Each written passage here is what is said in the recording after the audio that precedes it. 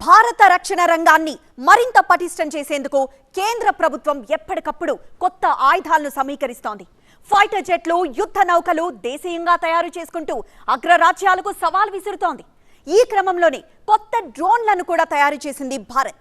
మానవరహిత ఆయుధాలను యుద్ధ భూమిలోకి దించింది. అదే తపస్ డ్రోన్. డిఆర్డీఓ తయారు చేసిన తపస్ డ్రోన్లతో శత్రు దేశాల స్థావరాలను టార్గెట్ చేసి అంతం చేయొచ్చు.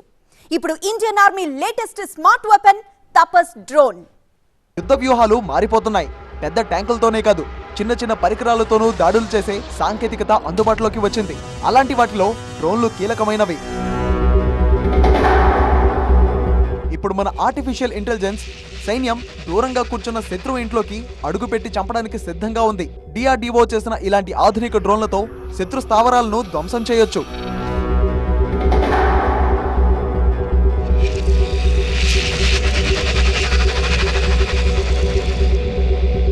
ఇరవై 7,000 అడుగుల ఎత్తులో 18 గంటలకు పైగా చక్కర్లు కొట్టగలిగే సామర్థ్యం తపస్ డ్రోన్ది. ఇది medium altitude long endurance drone. Take off, landing అంతా మానవరహితంగానే జరుగుతాయి. గతంలో ఈ డ్రోన్ రుస్తుం 2గా వ్యవహరించేవారు. అయితే మార్పులు చేర్పులు చేసి తపస్ పేరుతో పవర్ఫుల్ గా తయారు చేశారు. ఏకదాటిన 1000 కిలోమీటర్ల వరకు ప్రయాణించగలదు. పగల మాత్రమే కాదు, రాత్రి కూడా నిఘా పెడుతుంది ఈ తపస్ డ్రోన్. ADE जो एक DRDO की लैब है, उसके द्वारा इंडिजिनियसली डेवलप्ड हमारा चालक रहित विमान है. इसका ये मेल क्लास का UAV है. मेल क्लास का मतलब मीडियम एल्टीट्यूड लॉन्ग एंड्योरेंस. इसका मतलब है कि ये 30,000 फीट तक की सीलिंग पे उड़ाई कर सकती है और वहाँ से भी जासूसी कर सकती है. एंड इसका जो एंड्योरेंस है वह 24 आवर्स का है. ये 1000 किलोमीटर तक थ्रू सैटेलाइट लिंक के थ्रू जा सकती है और 1000 किलोमीटर तक के डिस्टेंस को कवर कर सकती है. इसमें इसका जो मेन काम है वो है आई स्टार. इसका मतलब है intelligence, surveillance, tracking and reconnaissance. Basically ये टोही विमान है. ये पूरा कहाँ इंटेलिजेंस है, इसका मतलब कि दुश्मन का क्या क्या ठिकाना है, कौन से रडार है, और पिक्चर भी लेता है. ये ऑल वेदर में भी काम करता है, डे एंड नाइट भी काम करता है. इसमें बहुत सारे पेलोड हैं ये सब काम करने के लिए. మేక్ ఇన్ ఇండియా పథకం కింద ఈ మానవరహిత డ్రోన్ తయారు చేశారు. ఇది 15 నుంచి 20 కిలోమీటర్ల దూరంలో ఉన్న శత్రువులపై దాడి చేయగలదు. దీన్ని చిన్న క్షిపణిగా కూడా చెప్పొచ్చు. కానీ ఈ చిన్నదే అతిపెద్ద శత్రువు ట్యాంక్ ను కూడా పేల్చివేయగలదు. శత్రువు స్థావరానికి వెళ్లి నిఘా పెట్టి సమాచారం సేకరించగలదు. తపస్ BH-201 ఇప్పటి వరకు తయారైన వాటిల్లో అత్యంత శక్తివంతమైన స్వదేశీ డ్రోన్. ఇది శత్రువును క్షణంలో నాశనం చేయగలదు. ఇది 15,000 అడుగుల ఎత్తు నుంచి శత్రువుల ఆయుధాలను ట్రాక్ చేయగలదు, స్మాష్ చేయగలదు. మన దేశంలోనే తయారైన ఈ వెపన్ శత్రు దేశాలకు చుక్కలు చూపించడం ఖాయం.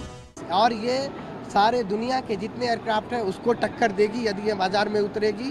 अब मैं आपको बताना चाहूँगा कि इसमें इलेक्ट्रो-ऑप्टिक पेलोड है जो मैक्सिमम. सर ये कितना लंबा कितना बड़ा होगा? जैसे इसका जो विंग स्पैन आप देख रही हैं ये करीब 20.6 मीटर का है. ये जो साइज है यही साइज होगा इसका? नहीं, ये बड़ा होगा? हाँ, ये 1/6 का मॉडल है.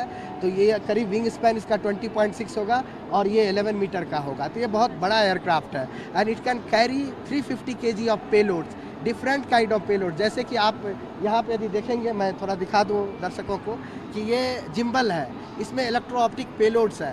अभी जैसे कि हम अपना एयरक्राफ्ट को चित्रदुर्गा से उड़ा के ला रहे हैं.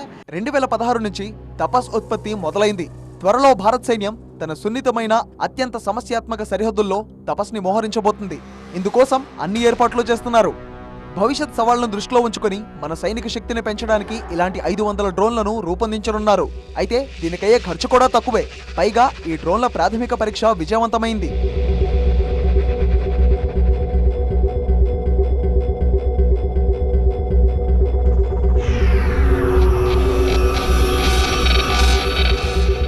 భారత్ పాక్ సరిహద్దు ప్రాంతాల్లో పదే పదే డ్రోన్లు కలకలం రేగుతోంది. దీనిపై భారత్ వ్యూహం మార్చింది.